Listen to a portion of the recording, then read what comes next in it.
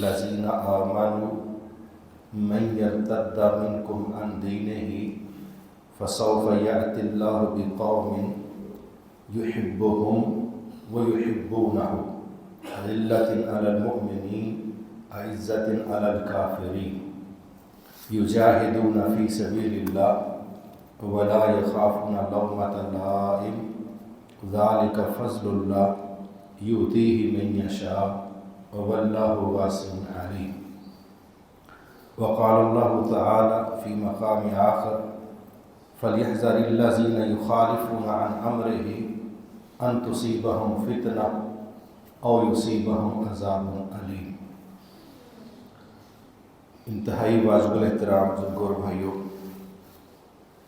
دنیا میں ایک لفظ بولا جاتا ہے پالیسی.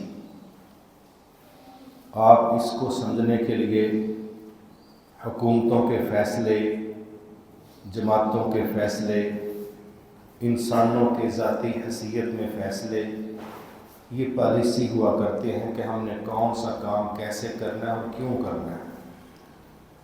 اور انسانی پالیسیوں میں تبدیلیوں کا آنا، اتار چڑھاؤ کا ہونا، یہ چلتا رہتا ہے.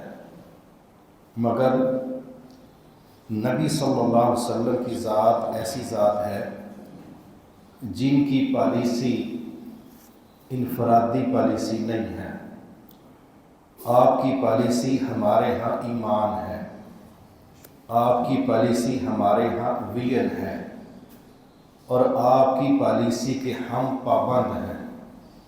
اور جو نبی صلی اللہ علیہ وسلم کی پالیسی کو قبول نہیں کرتا، اس سے انحراف کرتا ہے، تو اس کا نتیجہ اچھا نہیں نکلتا. جیسا کہ میں نے قرآن مجید کی آیت مبارکہ تلاوت کی ہے، اللہ تعالیٰ فرماتے ہیں کہ ان لوگوں کو ڈرنا چاہیے جو میرے نبی کے طریقے کی مخالفت کرتے ہیں. کہیں ایسا نہ ہو کہ اس مخالفت کی وجہ سے وہ کسی مصیبت میں گرفتار کر لیے جائیں یا ان پر آسمانوں سے دردناک عذاب نازل ہو. گویا نبی پالیسی کی مخالفت میں وارننگ ہے. ہو سکتا ہے بندہ کسی مصیبت میں مبتلا ہو جائے، اور ہو سکتا ہے کہ وہ شخص آسمان سے نازل شدہ کسی عذاب کا حقدار ٹھہرے. اللہ ان دونوں سے محفوظ رکھے. لیکن وجہ اللہ نے خود ہی بیان کر دی. اہل علم وہاں ایک مثال دیتے ہیں کہ نبی صلی اللہ علیہ وسلم کھانا کھا رہے تھے تو ایک بندہ آپ کے ساتھ کھانے میں شریک ہو گیا. اس نے بائیں ہاتھ کے ساتھ کھانا شروع کر دی، جسے ہم کہتے ہیں کھبے ہاتھ کے ساتھ. آپ نے اس کو کہا کہ دائیں ہاتھ سے کیوں نہیں کھاتا؟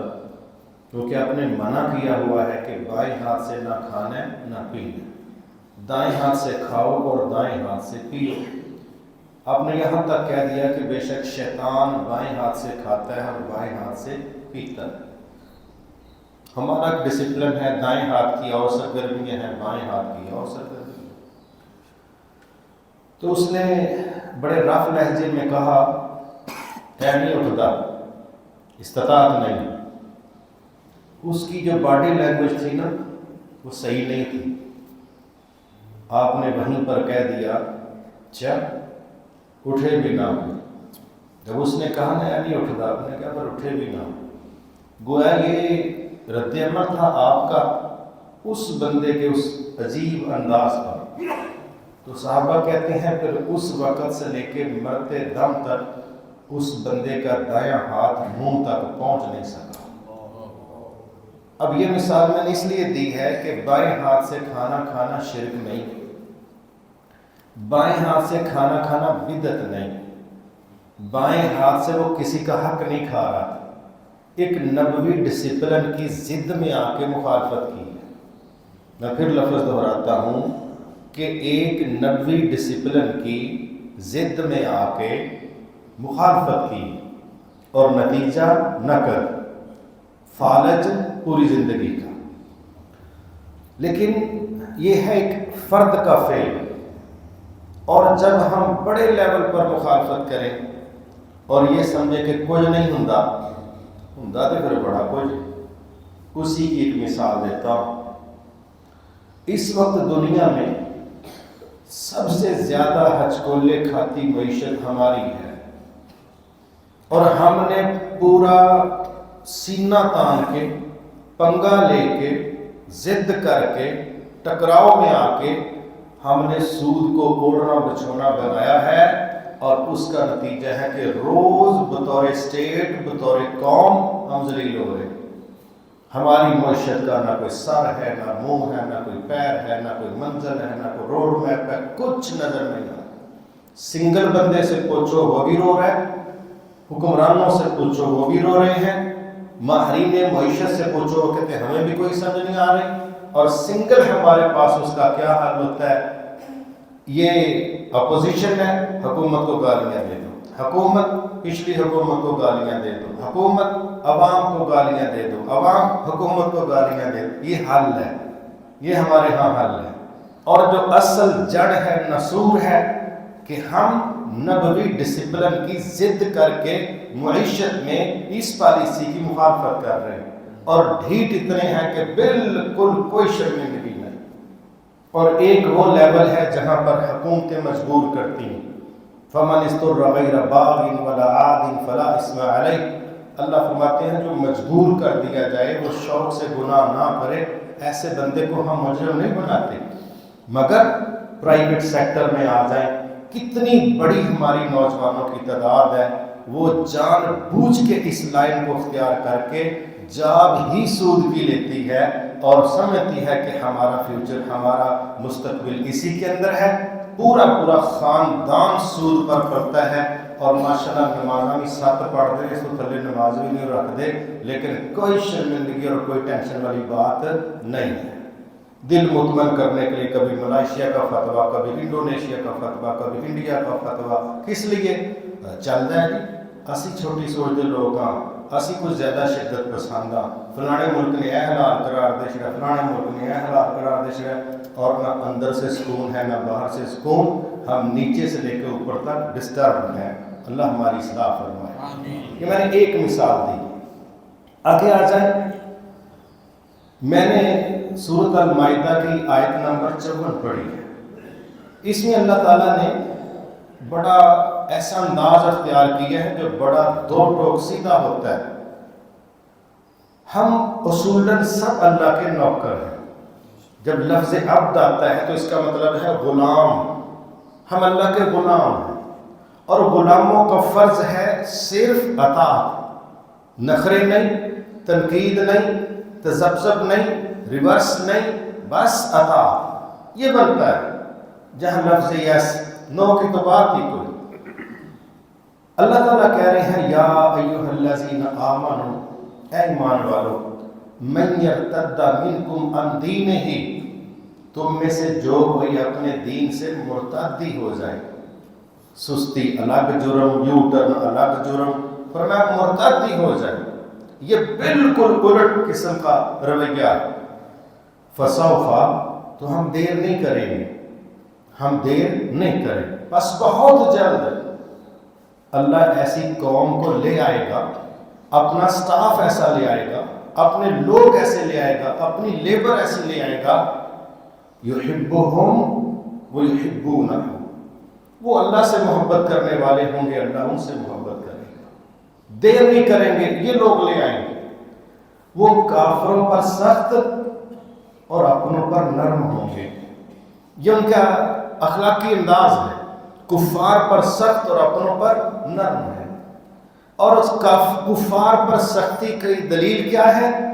یجاہدون فی سبیل اللہ، وہ چھت پہ کھڑے ہو کے ان کی طرف منہ کر کے گالیاں دینے والے نہیں، وہ ان کفار کے خلاف عملاً جہاد فی سبیل اللہ میں اپنا کردار ادا کریں۔ پھر بڑی دنیا ہے جو ان کے اس فعل کو پسند نہیں کرے گی، وَلَا يَخَافُونَ لَوْمَةَ لَائِمٍ، اللہ کہتا ہے لیکن میرے لیے وہ بندے ہوں گے جو کسی تان و ملامت کرنے والے کی پرواہ نہیں کریں گے۔ اور آگے فرمایا ذَلِكَ فَضْلُ اللَّهِ، یہ صفات جس کو ہم دے دیں یہ اللہ کے فضل کی علامتیں ہیں، نشانیاں ہیں، یؤتیہ من یشاء، وہ جس کو چاہتا ہے عطا کرتا ہے۔ واللہ واسع علیم، وہ ایویں نہیں دیتا، وہ وسعت والا بھی ہے، جاننے والا بھی ہے۔ میرے محترم بھائیو، جب ہم یہ بات کہتے ہیں نا کہ ہم اللہ کے دین کے حوالے سے اس کے نوکر ہیں، تو پھر پنجابی میں ایک جملہ بولا جاتا ہے کہ نوکر کی تے نخرا کی۔ اگر ہم نوکر ہیں تو نخرے نہیں، اور اگر نخرے ہیں تو پھر ہم نوکر نہیں۔ ایک یہ چیز۔ دوسری چیز ہے کہ جو بندہ اللہ سے محبت کرتا ہے، اس کا مطلب ہے وہ اللہ کے کاموں کو بوجھ نہیں سمجھتا، وہ شوق سے کرتا ہے، کہتا ہے یار میری سعادت ہے کہ اللہ مجھے استعمال کر، یہ میرے لیے عزت والی بات۔ اور جہاں بوجھ ہوتا ہے، اچھا بھی مینوں کرنا پینا، یہ سیاپا بھی میرے گالی گئی، بڑی گل ہے یار، اور تسی کسی نو کہیں نہیں، یہ بھی میں کر رہا، وہ بھی میں کر رہا ہوں، ٹھیک ہے بھائی۔ اب کیا ہے یہ جو طبیعت میں بوجھل پن ہے نا، میرا خیال ہے ہمارا سگا باپ، اس کو ہم 2 دفعہ پیشانی پر بر ڈال کے پانی کا گلاس پکڑائیں، تیسری دفعہ وہ ہم سے پانی نہیں مانگے گا۔ وہ کسی راہ گزرتے بندے کو کہہ لے گا، وہ کہے دفع کرو، جن پانی پڑانا تو سب ویکھیا نہیں۔ میرے بھائی، ہمارا باپ تو پھر بھی محتاج ہے، لیکن رب کسی کا محتاج نہیں، تو وہ نخریلے لوگوں کے نخرے کیوں اٹھائے؟ اس کا تو دکھ ہی نہیں بنتا۔ یہ تو فقیر لوگ، محتاج لوگ، کمزور لوگوں کا ایشو ہو سکتا ہے، اللہ تعالیٰ تو بے نیاز ہے، طاقتوں والا ہے، اس کا یہ مسئلہ نہیں، وہ کیوں منتیں کرے؟ صحابہ سے بڑھ کے کون اللہ کے قریب ہو سکتا ہے؟ احد کا میدان ہے، نبی صلی اللہ علیہ وسلم کی شہادت کی افواہ پھیل گئی، تو کچھ لوگوں نے کہا کہ یار جب اللہ کے نبی اس دنیا میں نہیں رہے تو اب ہم نے بھی رہ کے کیا کرنا ہے؟ جس مشن پر انہوں نے جان دی ہم بھی اسی پر جان دیں گے۔ کچھ لوگوں نے کیا کہا، جب آپ اس دنیا میں نہیں رہے تو اب ہم نے لڑ کے کیا کرنا ہے؟ انہوں نے ترک جد و جہد کی سوچ دی کہ چھوڑو اب لڑ کے کیا کرنا ہے۔ اللہ نے بالکل ادھار نہیں کیا، بالکل لیٹ نہیں کیا، فوری وہیں پر آیات نازل کر دیں، وما محمد الا رسول۔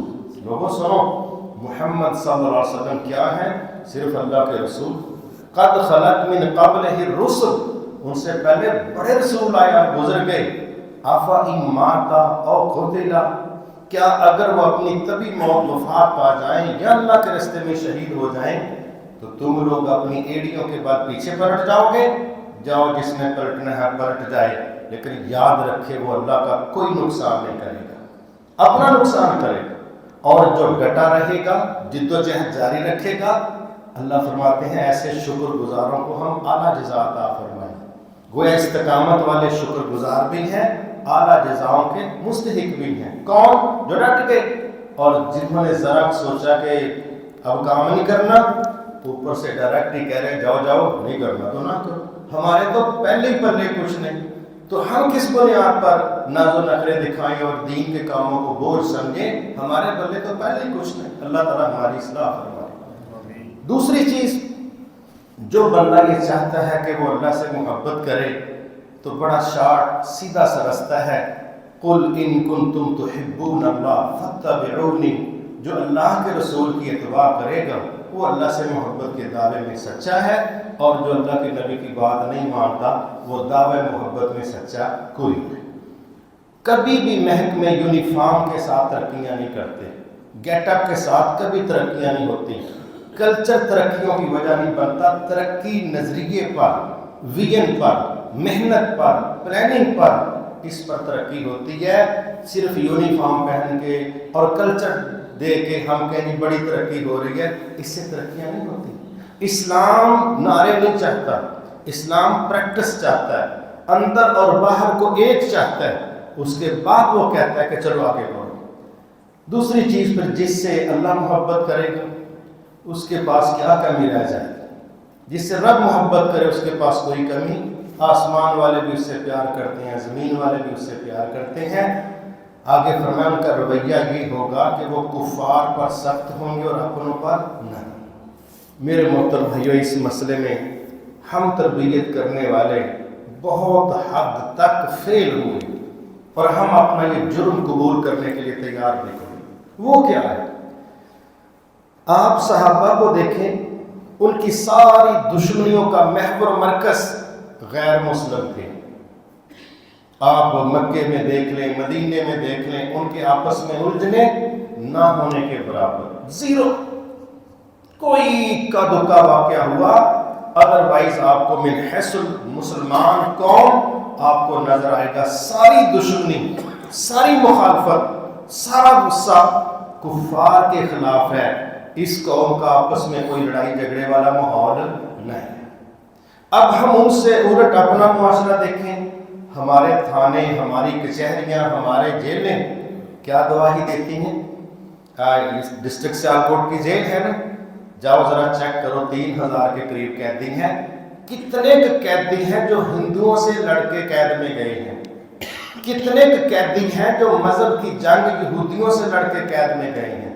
اور کتنے قیدی ہیں جو اپنوں سے لڑ لڑ کے جیل میں بیٹھے ہیں؟ ہماری دشمنیوں کا محور و مرکز ہمارے اپنے ہیں، اور صحابہ کی دشمنی کا محور و مرکز اللہ کے دشمن تھے. ہم اس کے الٹ چل رہے ہیں. ہماری لڑائی کزنوں سے، اپنے بہن بھائیوں سے، رشتہ داروں سے، مرلے پر، پلاٹ پر، مکان پر، بقایا جات پر. ہم نے تھانے آباد کیے ہیں، کچہریاں آباد کی ہیں، وکالت کے نام پر بہت بڑا ایک کہنے کے پیشہ انڈسٹری کی صورت اختیار کر گیا ہے. وجہ ماشاءاللہ اسی بابا امن پسند لوگ ہیں، اور پنگے کن کے ساتھ ہے؟ اپنوں کے ساتھ. وہ رحم کے رشتے جن سے قطع تعلقی جنت سے محروم کر سکتی ہے، ہم ان رشتوں کو عدالتوں کچہریوں میں گھسیٹ گھسیٹ کے کہتے ہیں، اپنے باپ کو انڈائریکٹ مخاطب کر کے تیرا پیو بھی اتنے پیسے دے کے جائے گا، اور اب دونوں کا باپ ایک ہی ہے ماشاءاللہ. ٹھیک ہے، یہ ہمارے رویے ہیں. اپنوں کے ساتھ ہماری دشمنی، مخالفت پیک لیول پر، اور جب کفار سے دشمنی کی بات کرو تو دماغ کام ہی نہیں کرتا. میری بات کا کوئی غصہ نہ کرے. آج خبروں کی حد تک سب کو پتہ ہے کہ کشمیر میں ہندو ظالم ہے، فلسطین میں یہودی ظالم ہے، مگر ہم نارمل ہیں. بلکہ اگر تکلیف نہ ہو تو میں کہوں ہم اب نارمل ہیں. نارمل بھی نہیں ہیں. کیوں؟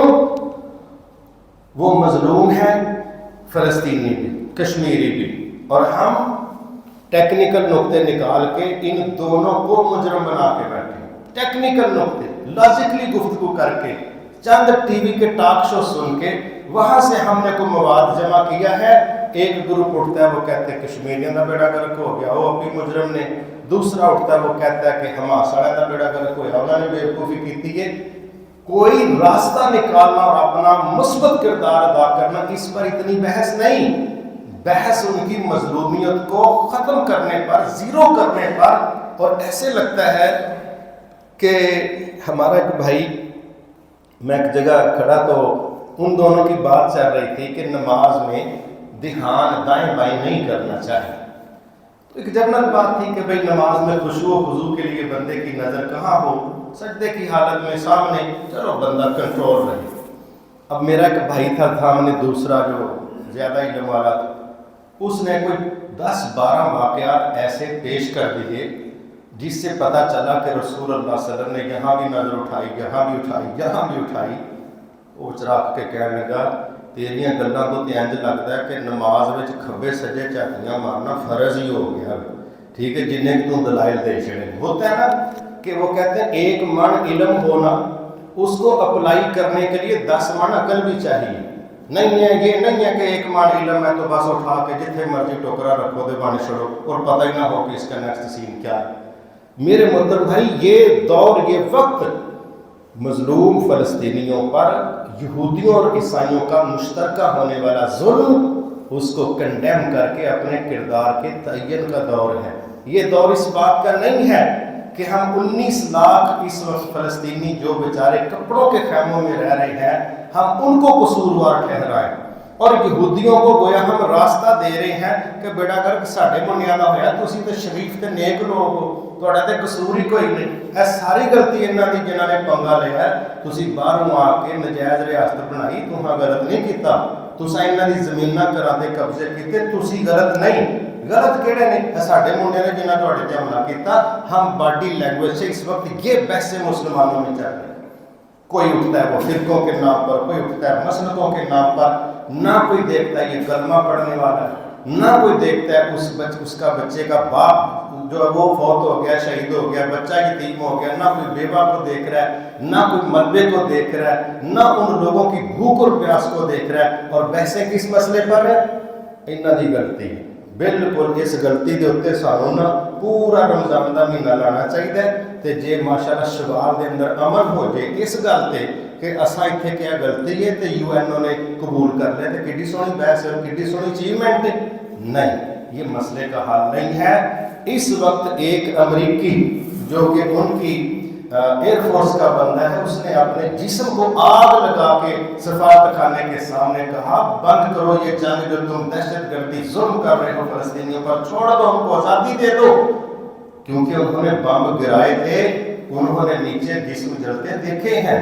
وہ کہہ رہا ہے کہ ظلم ہو رہا ہے، اور ہم اپنے جو ہے وہ کیا کہہ رہے ہیں؟ ایک غلطی یہ نہ دی، ایک غلطی یہ نہ دی۔ وہ جنہ باہروں آ کے پورا فلسطین کھا چھڑے، انہوں نے کوئی غلطی نہیں، ہوتے معصوم لوگ نے، شریف نے، نیک لوگ نے۔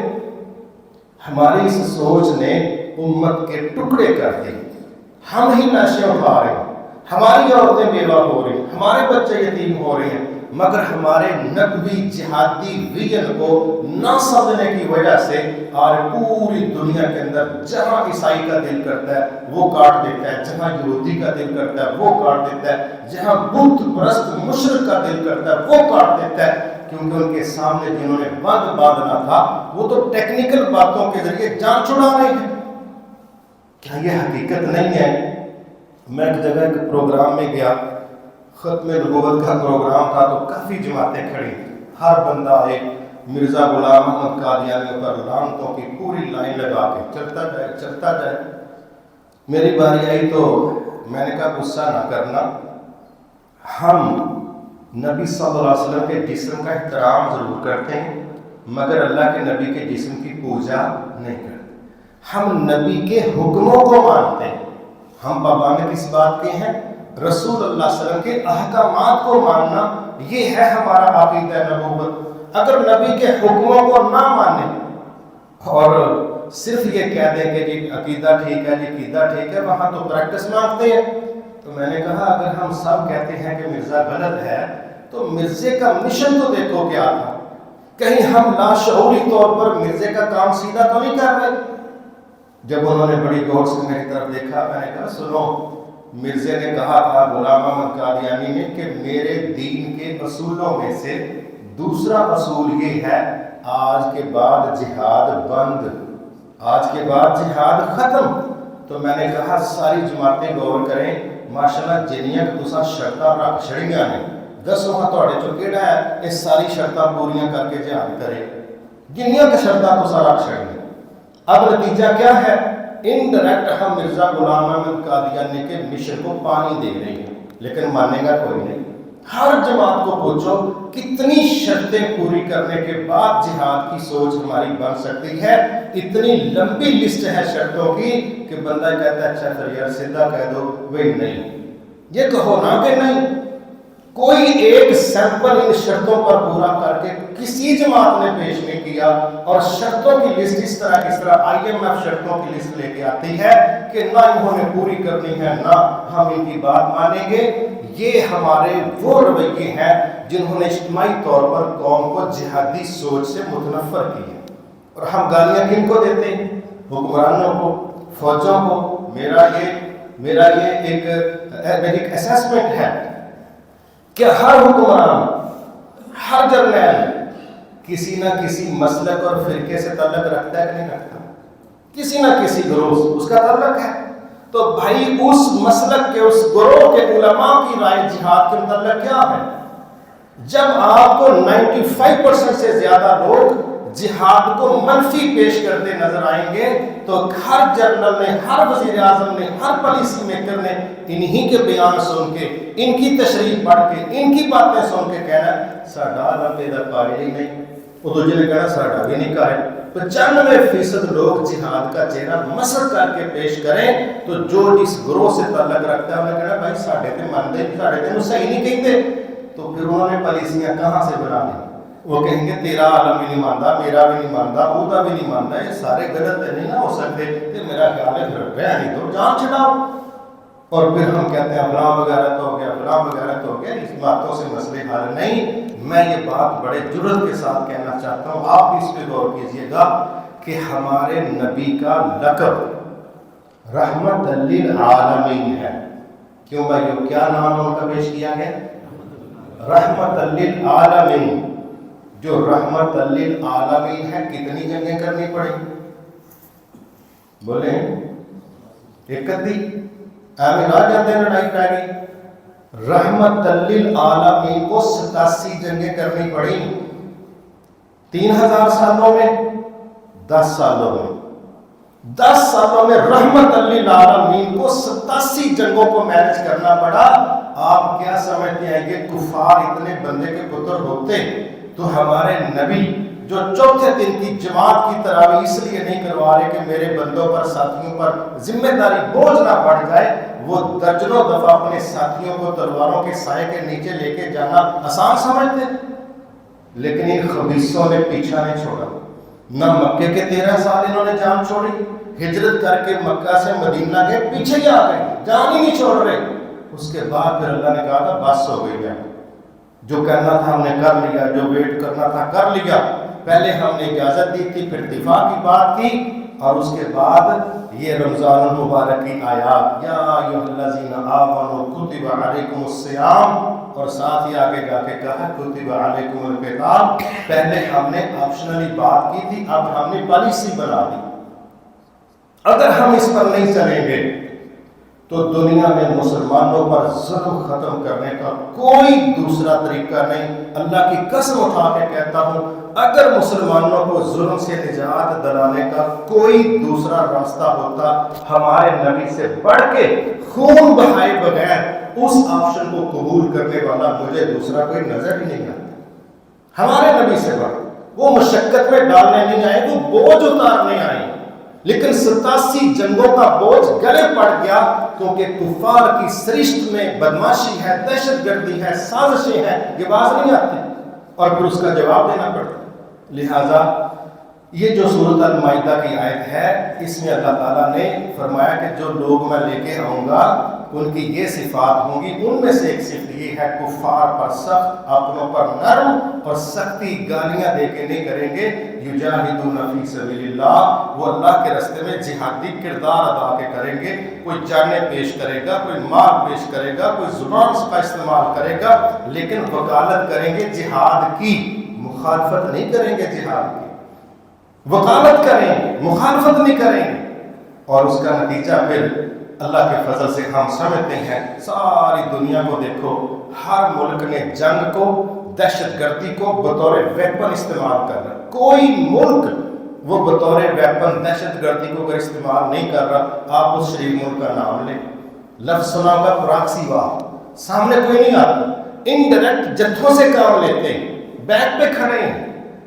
نہ ہندوستان بریک لگانے کے لیے تیار ہے، نہ امریکہ بریک لگانے کے لیے تیار ہے، نہ اسرائیل بریک لگانے کے لیے تیار ہے. جتنے مرضی پاپڑ بیلنے، لیٹ جائیں، منتیں کریں، یہ خبیث دہشت گردی سے باز نہیں آتے. یہ بات میں نے اس لیے کی ہے کہ نبوی ویژن، نبوی پالیسی، نبوی خارجہ امور، اس کا ایک اصول یہ ہے کہ دشمن پر چڑھ کے رہو، اور دشمن پر چڑھ کے وہی رہے گا جو جہادی ویژن سے اتفاق کرے گا، جو شہادتوں کو سعادت سمجھے گا.